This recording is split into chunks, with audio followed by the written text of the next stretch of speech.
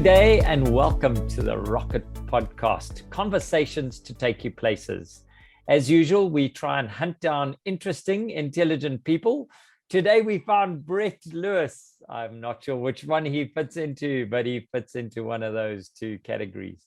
Brett, being a self-confessed IT geek and serial entrepreneur, has built an online store from nothing after a trip to the Okovango Delta. I was there and I witnessed some of this. Camerastuff is now a major player in the photographic lighting and accessories market, as well as a point of knowledge amongst photographers all over. Since the internet was an idea, Brett has been fascinated by the possibilities of technology. I've watched as he's unlocked the potential of technology in his businesses over and over again. From simple table updates to complex integrations, the first to use robotics that I found. Seldom has Brett been stumped by a business problem that can't be solved by technology. And all this in an attempt to improve service, minimize manual repetition, and give more time for customer interactions that add value. Today, Brett is going to share some of the secrets that has taken his business to the next level. Brett, I'm really glad that you've joined us and for dressing up. It's wonderful. I was a little bit worried when we had that discussion. But before we start today, Brett, what is an average Brett day? How's that looking? All right. You look the average fabulous. Brett day. Perfect. Okay. The average Brett day. I get up around 7. I'm not a good early starter. If Angie, my wife, can convince me, we meditate for a little, we do a little stretching, and then I'll start my day around 9 or 10. Jump into emails to start. And just jump onto my collaboration apps with my team, see what's happening, and then just make it through the day. Generally, it's putting out fires. It's a little unpredictable. I am still involved in the operational stuff, though I'm trying to extract myself from that, but I am still involved in that and keeping the systems running, etc. And then I tail off around 3 o'clock these days. I'm trying, and then I head to the park for a bit of a run walk. I run on the downhills and walk on the uphills. And then in the evenings watch a bit of TV, and often I find myself back in front of my PC doing some research or building some systems. Awesome. We're going to get into that now. Brett, how much would you say is spent online versus offline? If you had 100%, where do you think your split is now that Camerastuff is quite mature?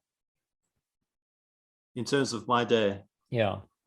So the business is fully online. I moved everything into the cloud a few years ago. I really don't do very much offline. At the moment, I've been working remotely. I'm probably going to head back to the office for a bit, but our team does work some remotely and some at the shop, but I really spend most of my time online. If I read, I'm reading on an app. If I'm researching, I'm doing that through YouTube. So, and very few meetings. I'm not a great believer in meetings where you don't need to have it. So yeah, mostly online. Awesome. We've gone into 2022 and some people are saying it's almost like it's just stretched 2021 on because it's quite a lot of pressure. There's quite a lot going down, but I think it's the year of great change and the world catching up with the way of work and becoming comfortable with this hybrid work environment. What excites you for 2022 from your perspective, Brett? Well, there's things that scare me and things that excite me, but I guess from an excitement perspective, I'm really hopeful that we get our head around finally living with COVID. People do seem to be getting into a rhythm now, and I'm really hoping that we have less ups and downs and more just kind of flat, because we've come from a strong, in my business, a strong 2 years of growth since COVID, and I'm really excited for further growth. Awesome. There are certain things that have been hugely disruptive and still are, but yeah, I guess growth and maybe a bit more normality, or being able to deal with Corona. Impacted all of us so much.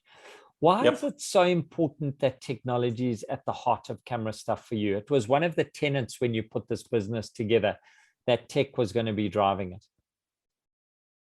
Well, technology for us gives us the huge ability to box above our weight. So as a small business, you struggle to compete with the likes, in our case, Take a Lot. We're going head on head with Take a Lot, who are a huge business, and we're a little 7-person business. So technology is one of my core areas of competence, and it's been an area that has translated into a area of unique competitiveness. Okay. So it's one way in which we can differentiate, but also a way for us to box above our weight by doing things like offering all of the tracking and all of the little bells and whistles that you'd expect from possibly a larger business. That's certainly why we've done that. Being tech heavy, how do you think this benefits the customers? And we were talking about tracking orders and giving visibility in the whole value chain. In addition to that, I've read a number of your fans on your website. That seems to be a common thread, that order is placed, delivery is done. How do you think it benefits your customers and your staff? Well, I think what people want these days is they want a pain-free and stress-free transaction. So from where I'm sitting, the more communication we can give them about what the status of their order is, where it is, what we're doing, the better. So from a client perspective, what we're trying to do is be as transparent as possible to remove any possible areas of concern from their side so that they know exactly what's happening, and to also give a very consistent experience. There's a reason that McDonald's in Istanbul works nearly as well as McDonald's in Hillbrow. It's a very well-honed recipe that they follow, and when people see the McDonald's sign, you can be in Beijing, you're going to get a McDonald's-ish experience wherever you go. And what we're trying to do is give clients a consistent experience each time. So if they've ordered once and enjoyed the experience, they should expect that same experience again. And that's what we try deliver. From a staff perspective, there's a lot of jobs that are just the kind of jobs that suck the life out of your soul when you have to do these things, menial things over and over. So from a staff perspective, I'm also trying to create a consistent experience for them, but also try and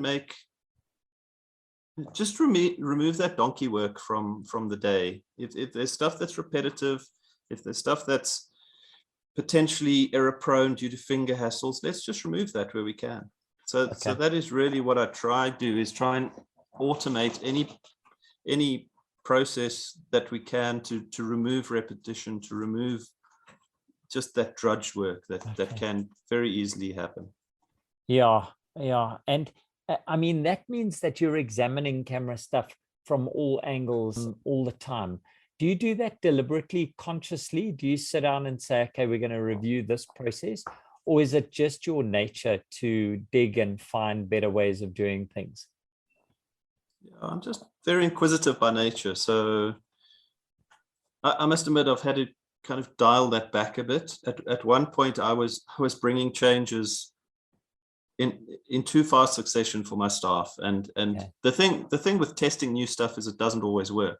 So introducing something and then having to withdraw it again became a bit of a problem. So it got to a point where everyone in my team kind of sat back to see if it worked before they bought into it. So I did have to curtail my eagerness to make changes to things. So now we change less things. And I tried to do more validation and testing by myself in the background before I raise it with my team.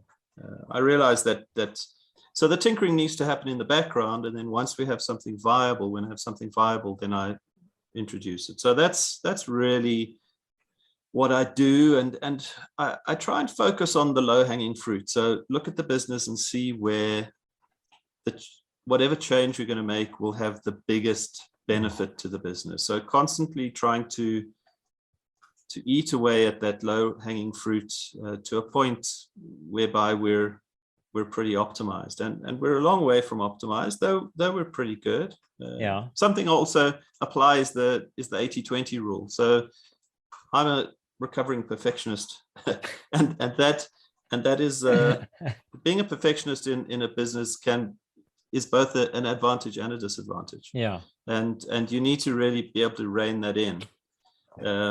And I've tried to do that. So we make less changes, less frequently, but try and choose things that are going to bring larger impact. Excellent. That's such a nice idea. And being able to identify the areas in yourself that are actually inhibitors, even though they're enthusiastically rolled out, is quite a brave thing to admit to.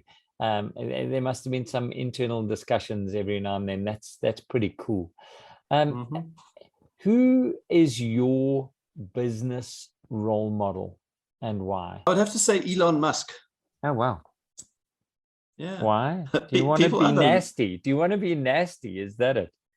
Why Elon? Look, you either love or hate Elon. And I really don't want to make any character judgments about Elon. But what really fascinates me is the amount of progress he's able to create in relatively short time. If you look at, as a small player coming in with Tesla, you've had Toyota who have been churning out cars and Ford forever, and here's a new kid on the block with a whole new paradigm in vehicles, and he almost does the impossible. He almost doesn't kill himself, but he almost doesn't make it. But he really has a knack to simplify things and take things back down to their first principle, because I realize with a lot of our thinking, we're often emulating someone else or picking up influence from someone else. And when we think we're innovating, what we're actually doing is cobbling something onto something else that someone else developed. Yes. And it Yes. isn't always a great path to follow. I think what he does in a lot of respects is he goes right back to basics and says, what are we trying to do here? And tries to find a solution. And interestingly, one thing he does, that when it gets to a point where he's struggling too much to find a solution, he throws more effort at redefining the problem than trying to solve the solution or solve the problem. Wow. Which is a very interesting thing to do, because I think we do throw, if we're struggling with something, we throw more and more resources at it, but actually the question could be wrong. So that is something that he'll do. Something else that he'll do is he encourages innovation to a degree that if you innovate and succeed, that's the first prize. If you innovate and fail, that's fine. He really doesn't have a problem that if you don't innovate, that's when he has a problem. Okay. So it's about having that kind of mindset where you're inquisitive about things and where you'd like to not just reinvent things for reinvention's sake, but question what you do and try and simplify all of the time. How do you apply that to Camerastuff? Well, I try and look at what we're doing and ask myself, what are we actually trying to achieve with this? Okay. And try and dig down to get to the core answer and try and, if you've got an answer, try and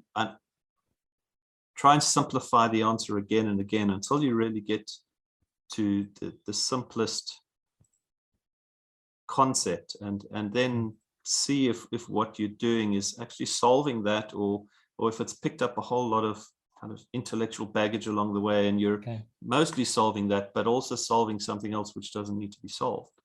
Okay. Was there a big break? Have you had one of those that stood out? So I can just, because it's you're talking and I'm hearing, but I don't think I'm understanding on a practical level how we can do that. I mean, you've got to collect money. You've got to invoice a customer. That's really simple. How do you simplify what essentially you're in a distribution business? You've got accessories, you've got a customer that needs them, and you've got staff that need to fulfill an order, and you've got 3 or 4 systems. What does it mean to you to simplify that? Well, here's an example. For example, You've got two examples in an example. See, Yeah, this is the exactly. trouble. Okay. Give me an So, example of an example that may be an example for us, Brett. all right, I think I can think of something that may be suitable. So I have, because we source a lot of product from China and from a whole variety of suppliers, we've got very differing lead times depending on the product. And one of our challenges has been management of inventory. And we used to look at inventory at all inventory items with the same level of importance.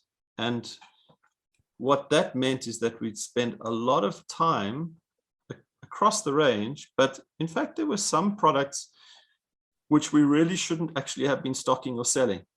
Okay. So using the 80-20 principle, and it's really uncanny how this pretty much always works, but 80% of our turnover comes from 20% of our products. Yeah. And we started analyzing our products to see how many we actually sold, because it didn't matter if we had them in stock and we had them on our website and the price was right in the description, but actually, is there demand for this? And I think someone who's been in retail before would say this is quite a silly thing. I should have known about this, but I didn't come from a retail background. Yeah.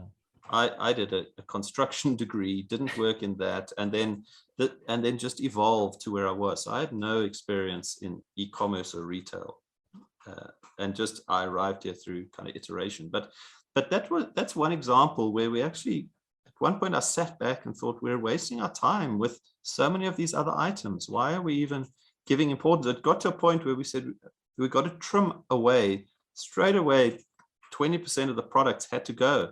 80% of our problems come from 20% of our products. Get rid of those. And so it's so you look at the data and you understand the data from various angles.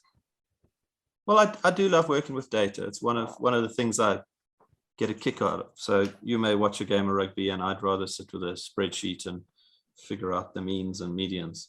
I know it's not very cool. There should actually be a pub where a whole bunch of geeks just sit there on their laptops and don't look at each other, and they just bring pizza and no one talks, and you just do your stuff and then you leave. I'd love to go to that place. Yeah, I think it would be popular. I think it's actually a great idea. Good Wi-Fi, maybe a couple of gaming consoles, and no one talks. Yeah, exactly. Shh, don't talk.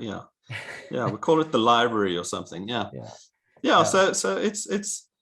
You know, where I've got to today has been a lot of iteration and a lot of kind of bumping your head and not finding it works. There's a concept from the lean startup called the minimal viable concept. And that is something also that I try and use, because if you're trying to do something you've not done before, you really, and you have no data or any experience with it, you have no idea whether it's going to work or not. So try and do the smallest version of what you want to do, test it. If it works, expand it. If it doesn't work, kill it. Okay, so that MVP process, that agile kind of a process, I think it just runs through your blood, through your DNA. People are formalizing it now with agile and sprints and all the rest of it. But that's kind of what you're saying is do this thing, try it in a small environment. If it works, make it a little bit bigger and then embed it. If it doesn't, don't overanalyze it for too long. Let it go and maybe come back to it later. Yeah, exactly. Brett, you've had a number of businesses. Angie, your wife has her own businesses and keeps evolving. What do you think the biggest challenge facing an online business based in South Africa is today?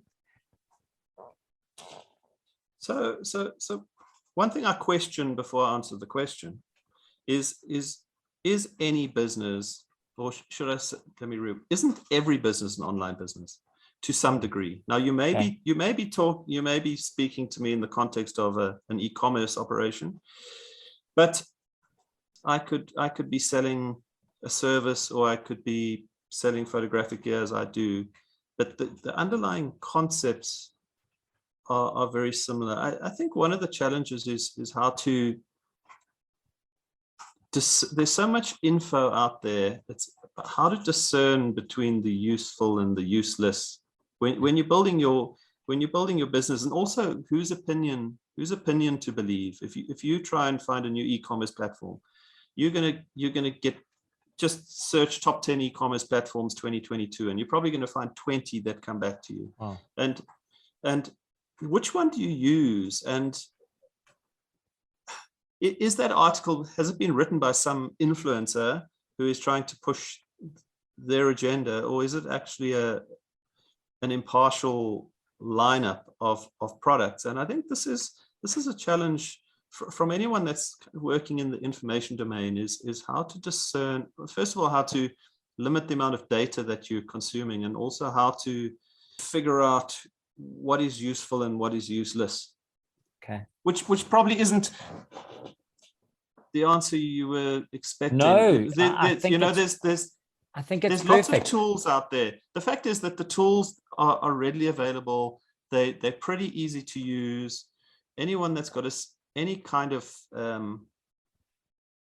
technical understanding, even at a basic level, could start building and selling. I think one thing that is an important thing, even though you're selling online, business acumen, actually understanding things like marketing and finance, all of these boring parts, the whacking up a website and social media, this is all the sexy part of the business, but the fundamentals, cash flows and forecasts and all of that boring stuff, that's also very important. I see a lot of photographers, for example, who want to become professional photographers, and they take reasonably good photographs, but they don't understand business, and they start then falling down with cash flow. I see these guys spending loads of money. The misconception is that the better your gear is, the better your images will be, and the more you'll be able to charge, or the more clients you'll get. And then you have a rude awakening at some point that you've got a room full of gear, but you've got a negative cash flow. So I would say understanding, business understanding. I'm beating about the bush, but this is kind of how my mind works. So you just have to excuse as we meander through this forest of knowledge. But yeah, I think the technology side really has become a lot more accessible and easy. 5 years ago it was tricky, and it's also it's inexpensive. So the costs to run it are not going to be your challenge. But I think the business side, ultimately you can dream up an awesome business, but if you can't find clients, you don't really have a viable business. And I think a lot of people think that, all right, I've created my website. There was a huge surge during COVID of people setting up online businesses, thinking they can create a side hustle that may be their main hustle. And then a few months later, I saw people complaining that they've had this website up, it looks great, but they've had no sales. And then a few months later, people trying to sell this shell of a site, which actually isn't worth anything. So there's elements there that are very traditional in their base, and regardless of what business you are, you need a reasonable grasp of those. Otherwise, you're not going to get the rubber to the road, as it were. You're kind of going to sit like a car on bricks, and your wheels are going to turn, but you're going to go nowhere. And you may just burn time and money and get nowhere fast. But Brett, I think you've spoken about the apps being cheaper now, the platforms being cheaper, the tools there to run the business.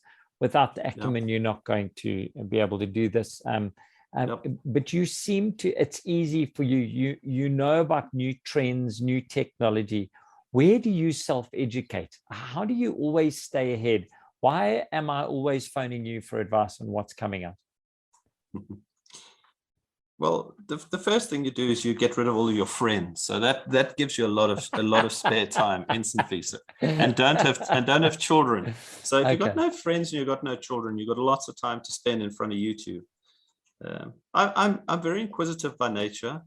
So I find myself seeing a hint of something and following and following and following, and then registering for some service and trying the trial, and then leaving it and coming back to it. So I really just kind of scurry about on the internet and see what I can find. And when something pops up, I generally go and have a look at it. It may not be of value to me now, but it may be of value to me in the future. So it's just about staying curious, and I love learning about new stuff. So I'll often, like the search I said, top 10 e-commerce platforms of 2022, I'll do that search probably twice a year. And I'll do the search top 100 Android apps to see if I'm using, and I'll search with keywords like innovative or kind of breakthrough, and they'll often be like Gartner and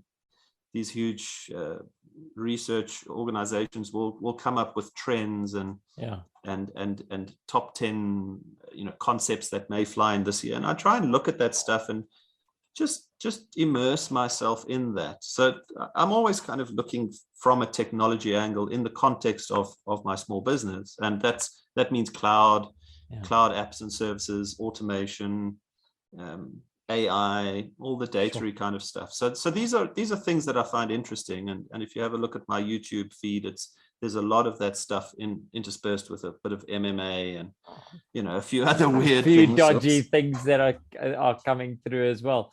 Brett, give me your top 3 focuses for this quarter, Jan, Feb, March. What are you investigating for? So I can't answer that. I actually don't break. Perhaps I should, but I'm a lot more organic, if that's the right word. I don't even have written goals. Kind of what I've found in the last while is things are so unpredictable that to try and plan that far ahead. For example, I won't sign a contract in my business for 6 months even. For me, 6 months is a long way away. Wow. So I at the moment I'm just slowly nibbling away at what we're doing. I am looking, for example, for another e-commerce platform. We're on one which works, but I'm not happy with, so I'm constantly scurrying around. So there's kind of a few areas of interest. I'm trying to work myself out of my business and out of my job at the moment. It's, in terms of my retirement path, I can't do this forever. And also for us to be able to scale the business, we've seen a lot of growth, and what we haven't done is added a lot of manpower. We've used automation and tools which scale very easily. You can throw another $9 or $30 or $50 at something and double its capacity. So I'm really just doing more of the same, but trying to simplify even more what we do. One of Elon's things, he was saying, if you're not taking steps out of processes that you're doing and having to add them back because you took too many out, you're not doing your job. So you need to simplify. And for me, it's simplify and automate. And that's really, so I've kind of more got a theme rather than specific goals. I love that. Simplify and automate. I'm going to ask you quite an interesting one now from my perspective, because I can't wait to hear your answer on this. What is the status quo that you reject, and why? I really struggled with this one, and I've given it quite a bit of thought, really. And something that popped in my mind, which was unrelated to technology, but is related to the aspirational concepts around small business, is that the concept that if you can dream it, you can do it. Okay. There's a lot of where I've come from, where I started this business over many years ago, 15 years ago, from just a concept. I made up the name, I had an idea, all driven by a midlife crisis, and then I had to try and navigate my way through it. And you didn't just buy a Ferrari or a red top car. No, exactly. No, if that phrase was correct, we'd all be on Camps Bay, sipping on champagne and popping down oysters right now, but we aren't. And it's this idea of a long slog, because that's really where I've got to where I am. It's just one foot in front of the other, slowly making progress, but that progress builds and builds on itself. Okay. So the status quo, I'm a conformist. I don't really question things. If a stop line says stop, I'll stop. I'll probably even stop twice just to be safe. But yeah, question. It was an interesting thing, and I'll ponder that, but I don't have a good answer for you. All right, I'm coming back to you for that. We'll have a chat in the mountain one day. Okay. You didn't just arrive online and be successful. Camerastuff, it started very humbly, and you have plugged away. But there were certain there were certain kickers that happened. What was the big event that changed your trajectory from just an ARB website to Camerastuff? So in the beginning, I conceived Camerastuff. So one of my other traits, which has been mentioned, is the one of being antisocial. So I pictured this online business as pure online, where I only had to deal with people via emails, and I deal with couriers and deliveries. And in the beginning, that was my purest view of Camerastuff. But one of the biggest kickers was when we actually opened a shop, and I opened a tiny shop, and that then kicked the turnover up hugely. So even though we've got an online business, the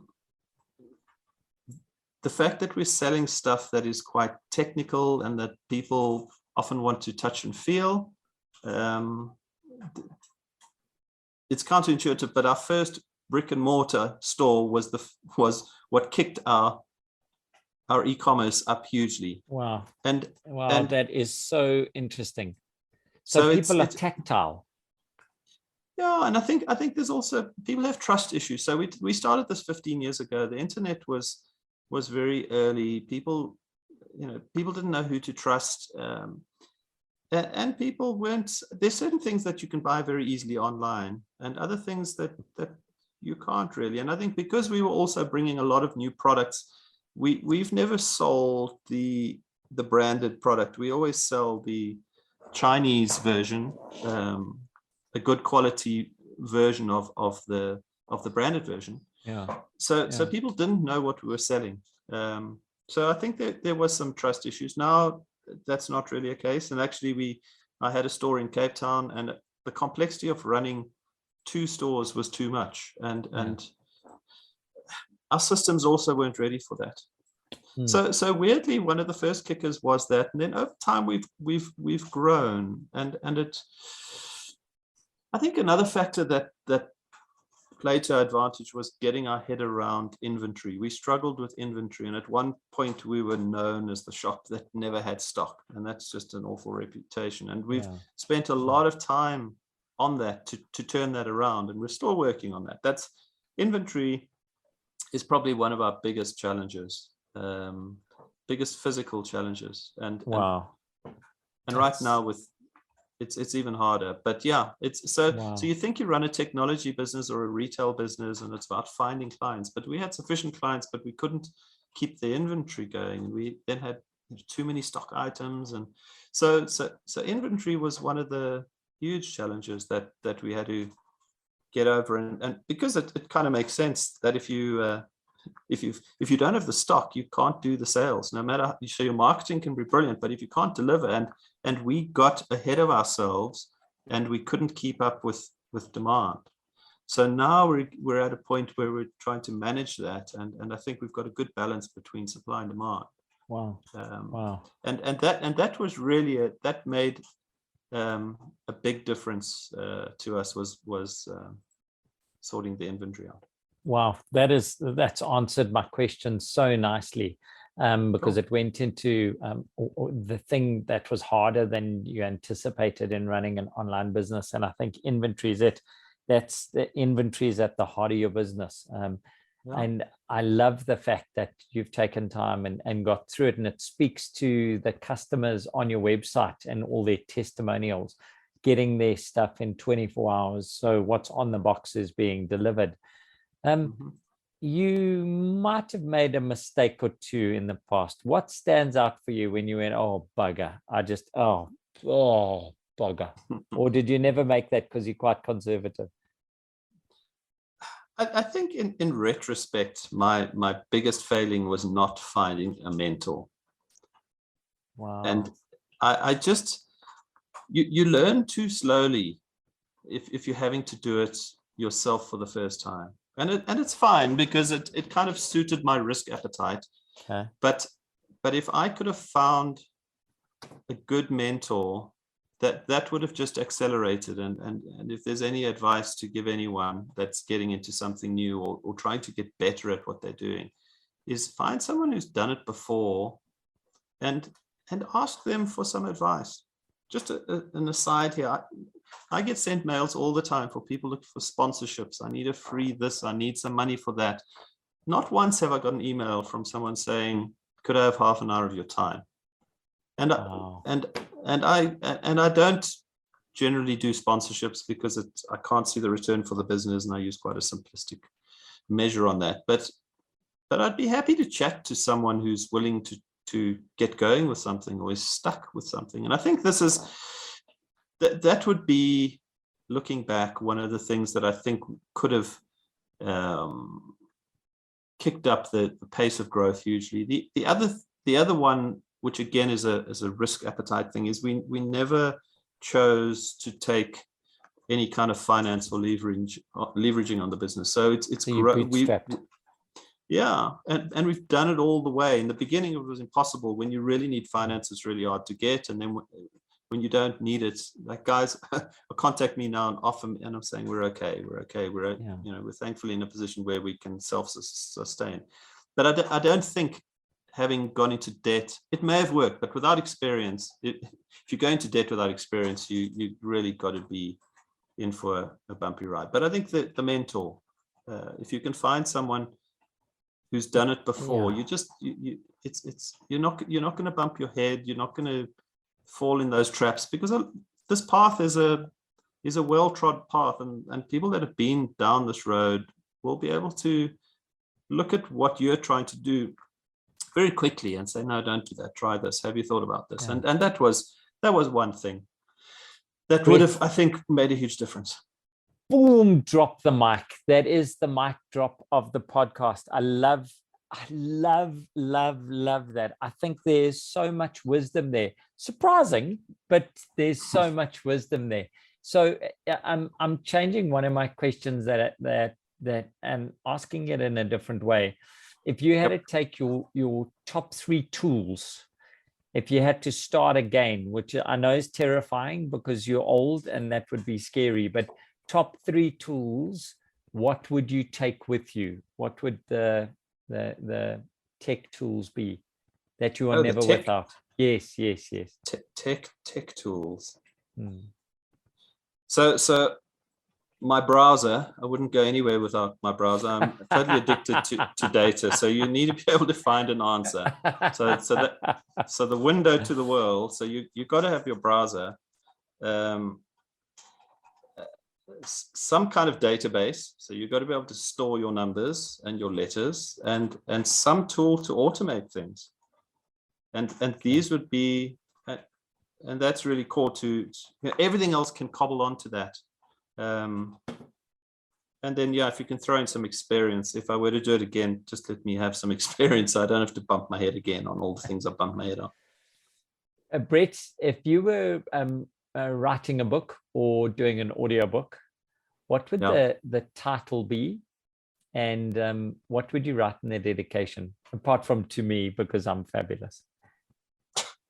I don't know what I'd title it. So I really have a passion for small business and seeing people succeed. So on the one hand, I might write something about business, because I think there's some concepts that people don't get that are very simple, that are overcomplicated. But I actually don't think I'd write my business about that, my book about that. My book would be about the art of life, if we could, or mastering life. And some of the chapters that would pop up would be something around happiness. Okay. I struggle with that. We won't go into that now. There aren't any tissues, but how to be happy. The other that I've touched on is the procrastination. So and that procrastination, actually, I haven't mentioned procrastination. No. But procrastination is the flip side of perfectionism. So with all of our personal traits, you're going to have a strong side, but that strong side is going to have a flip side.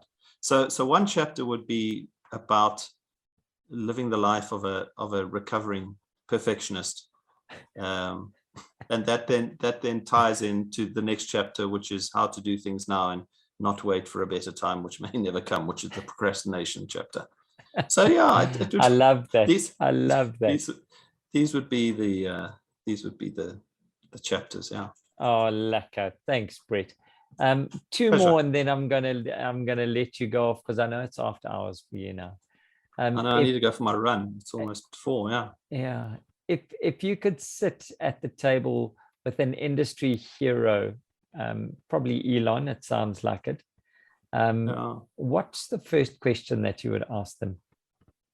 Maybe what is something that's really obvious to you that everyone else seems to be missing? Oh, I like that question. That's such a nice one. So, Brett, what is really obvious to you that you see people missing? I was going to ask Elon that. I don't know the answer. Otherwise, I wouldn't.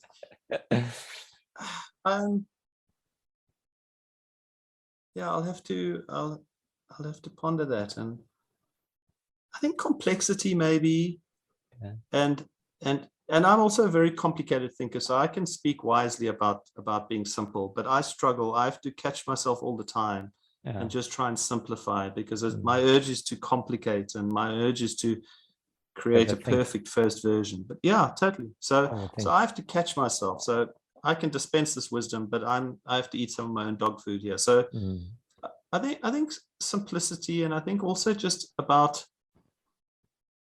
understanding what's important, and what's important to you, what's important to your clients, what's important to your staff, and trying to focus on those things and not get distracted by the screamy other unimportant things that are there all the time. You know, like social media. I'm trying to wean myself. I'm not doing a great job, but I'm addicted to news and social media feeds, and they don't add value. In some instances they do, but they're designed to suck you in, so you have to actively push them away. So that's something that is really in our face all the time. But just say thanks, I've had enough, and do something simpler, or just don't do that at all. So I think that's maybe something. Sure. Brett, as we wind down our time, we've got just a bit for one more question. What is the one question you wish that I'd asked you? I must say your questions were really cool. Where was the one that was supposed to have Angela, my wife? Oh, I can hear that in the background. What about your wife? She's gorgeous, and I love her. Yeah.